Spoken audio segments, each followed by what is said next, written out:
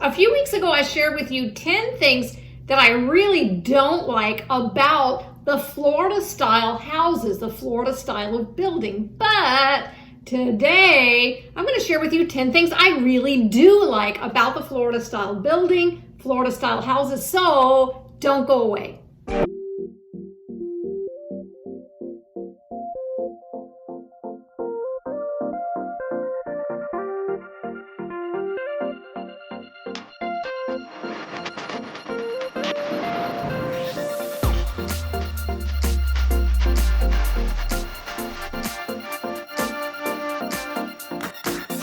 So hello, my YouTube friends. Catherine Newman here, local real estate agent in the Manatee and Sarasota County areas, and specifically in my hometown of Parrish. And today I'm going to share with you 10 things I really do like about the Florida style building. And I'm sure you can think of some things too that you like, so make sure to share those things in the comments. But before I jump into those 10 things, please make sure to like this video and subscribe to this YouTube channel so I can keep you up to date on everything going on in the real estate markets here in Sarasota and Manatee County, and specifically Palmetto, Parrish, Lakewood Ranch, Bradenton, all of them their areas. So let's hop in. Let's do it. Thing I like about Florida style houses and Florida style building, number one, they're built to hurricane standards. That's important. 1992 was Hurricane Andrew. And I believe that they clocked some of those wind speeds at 212 miles per hour. Y'all, that's really hard, strong wind. Now, I've been here in Florida for Hurricane Irma, which was in 2017. And of course, Hurricane Ian that just hit in 2022, just a few months ago. And those weren't Category 5. But let me tell you, listening to that wind bang around with our window shutters and all of that stuff on, believe me, it is frightening. So I can't imagine what it was like for those people in 1992 when Hurricane Andrew came through. The second Category 5, of course, many of us remember Hurricane Michael hit the Panhandle. Now, Hurricane Andrew in 1992 destroyed, I believe there were about 65,000 homes that were destroyed in that hurricane. And I'm not just talking about missing roofs, I'm talking about demolished. It looked like a bomb went off in Miami-Dade. And it's reported that there were about 175,000 people left homeless. So having hurricane codes and homes built to current hurricane standards is, well, kind of important, right? 2 years after Hurricane Andrew hit the south coast in Miami-Dade County, the building codes were changed with the adoption of the South Florida Building Code, which improved roofing standards, and it also mandated either people had hurricane-resistant, impact-resistant windows, or they had to have hurricane shutters on all new construction. And then 8 years later, there was an implementation of a statewide building code that would supersede all of the local codes in Florida. So that means that as of right now, 2023, Florida building codes remain on an every 3-year update schedule. So that's really good for those of us that live here, right? We want to make sure they're keeping up with all of the building codes. And it's also reassuring to know that Florida leads the nation in hurricane-related building codes and enforcement. So I think you'd agree that that's my number one thing. I love that these houses here, when you're buying newer homes. Now, if you're buying a home that, you know, has been here for 25, well, okay, Hurricane Andrew is now 30 years ago. Wow. My first son was born in 1992. He's 30 years old. Oh my gosh, but I'm so young. Anyway, that's 30 years ago. So if you're looking at homes that were built prior to that, then of course they weren't built to the current hurricane standards. So that's something to think about when you're wanting to move here. There's nothing wrong with buying a resale home that predates Hurricane Andrew. You just want to be aware that it's not going to be built to current building codes. So you can be comforted and reassured that any home that's built, especially in the 2000s, is going to be built to current hurricane standard ratings and building codes, and using those materials that are proper for roofing and for the construction of the home. Thing I love, number 2, I love that most homes that are newer from 2000 on, even some back in the 80s and 90s, they really took advantage of having really big windows to provide a lot of natural light coming into the home. So I love the windows here.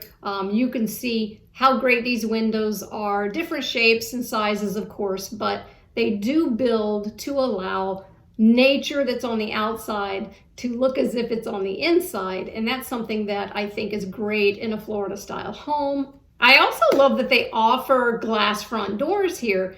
We didn't have a lot of glass front doors. I mean, you could have one in Colorado, but why would you, right? All you would see most of the time is a few feet of snow on the outside. So, and the temperatures vary so much there. That's probably not a good idea. But I love that you can have glass front doors here in Florida. So you can also allow a lot of natural light to come in, and you can see what's going on outside. And of course, you can use tempered glass. You can do different etchings and glass doors, as you see here, beautiful front doors that have different etchings. So maybe you're not necessarily getting nosy people coming in and looking on into your house. That's not cool. Thing I love about Florida style houses, number 3, I love that they offer a lot of sliders in your home. Sliders that open up to the outdoors, maybe a lanai or a pool area. It gives you the opportunity to, especially this time of year, it is February now. This time of year is great because you can open those doors. You don't necessarily have to have your AC on if you've got sliders that open, and maybe you've got a screen or something to keep out them bugs and those gators and stuff like that. But having those doors allows you to enjoy the outside from the inside. So it's indoor, outdoor living. People love that here. It's a big thing, especially if you're selling your home. You want to really highlight those areas where you offer indoor, outdoor living, because that's why a lot of people move to the state of Florida, so that they can enjoy this kind of year-long, what do they call it, staycation time, summer all year long. They want to enjoy that. So that's what I love about having sliders in the house. Now, we have 3 sliders. We have a slider in our primary bedroom. We have one in our living area and our family kitchen area. So we can kind of access our pool, as you see here, from any of these sliders. And it's always nice just to look out and see all of the bright light and the nature that comes in through those windows. Thing I love, number 4, Florida is a state where you don't have to have a lot of carpet on the floors. Now, I know that's debatable. Some people like the feel of, plush carpet under their feet. Not me. Carpet is gross as far as I'm concerned. It just traps things, hairs, dander, skin cells, little creepy crawly. Yeah, not into carpet. So you're able, when you live in Florida, especially in a Florida style home, to have different flooring. You can have LVP, luxury plank vinyl. You can have tile floors, porcelain floors, marble floor. I mean, you can have all kinds of different flooring, and you don't have to have carpet. So I love that about Florida style houses. Now, I will tell you that even though most builders will offer you options for getting rid of the carpet, that most of them do include carpeted areas because it's cheaper, for them, that is, and for you. So I would say if carpet is not your thing, if you're going to replace it later, then you would want to find something to kind of match the other areas of the home that have a certain tile. Now, we did this in our home. We had the entire house tiled with 20 by 20 tiles. We paid for a little upgrade to do most of the living areas. And the only thing we had in carpet when we first bought our house in 2014, when we had it built, was the bedrooms. So we only had a carpet in the bedrooms. And of course, again, I hated it. So within a few years, we decided we would take the carpet out and we found another wood look tile that would match the depth of the tile in the other rooms, and we put that in the bedrooms. So in Florida, you don't have to have carpet if you don't want it, but you do gotta pay for another type of flooring. Thing I love about Florida style building number 5, they provide, all the developers that I know of provide your front landscaping and your back landscaping and irrigation. Wow, what a concept. Now, as you guys know, I started my real estate career back in 1996, early 1997 in Colorado, and that style of home, they would always put in your front lawn, and it's Colorado, so your lawns are about this big. It's kind of getting that way here in Florida. Shh, don't tell anybody. But they would provide your front lawn and your irrigation for the front lawn, sod, a few trees, shrubs, and that sort of thing. But they wouldn't do anything in the backyard, so that was something you had to pay for. And of course, sod, you know, in Colorado is kind of expensive. You don't get much of a year with lawn or that sort of thing. So when we came here and saw that the builders provided a full landscaping package, I mean, we were really pumped. So if you live in a state where they don't do that, you'll know that you're coming down here, especially if you're doing a new construction home, that you're able to get fully landscaped yards, fully irrigated yards, which is really nice because, again, it brings the outdoors in and there's not a lot of work for you to do except for mowing and weeding and trimming, but you can always hire someone to do it. Thing I love number 6, and it sort of plays off thing I love number 5, which was about the lawn irrigation, the full landscaping package from front to back. I love number 6 here is that you have a lush, if you take care of it, a lush green lawn all year around. So how cool is it when you look out of your window, say even this time of year, January, February, and you see flowers? I've got my bougainvillea out there. I've got my hibiscus. I've got my twin sisters. It's beautiful. There's a lot of color and foliage here. And that's something that I really love about, of course, that's just living in Florida. But I love because the builders put the yards in that you can enjoy a lush lawn, if you take care of it again, all year around. Thing I love about Florida style homes number 7, you can have a pool in Florida. Now, my kids grew up in Colorado, but they would have loved to have had the pool that we have now when they were growing up. As a matter of fact, they make sure I know that that was kind of lame of me not to move here sooner rather than later when they weren't with us anymore, right? Now, it used to be prior to COVID that a lot of builders offered the option of putting in a pool when you had a home built. We had our home built with the pool included.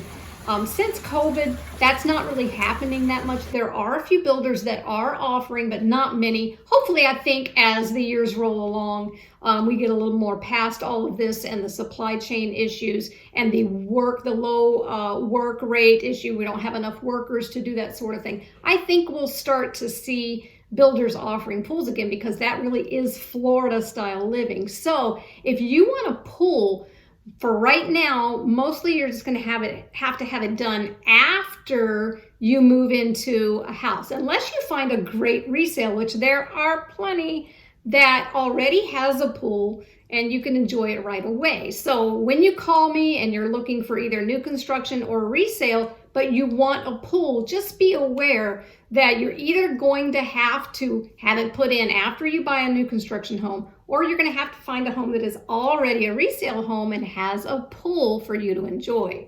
Thing I love number 8, I love that most of the newer homes offer tall ceilings. Now, if I'm showing you resale homes that are dated 25, 30 years ago, you might find that the ceilings are still 8-foot ceilings. They're not very high.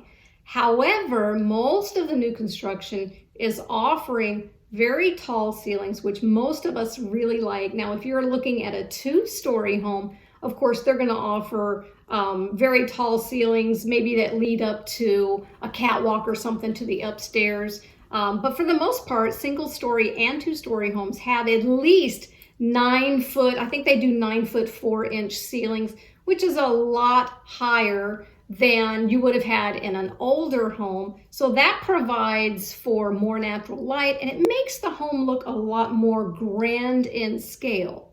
So along with tall ceilings, many of the builders for the past 20 years or so, and especially right now in new construction, they offer some options to even take those higher. You can have tray ceilings like this.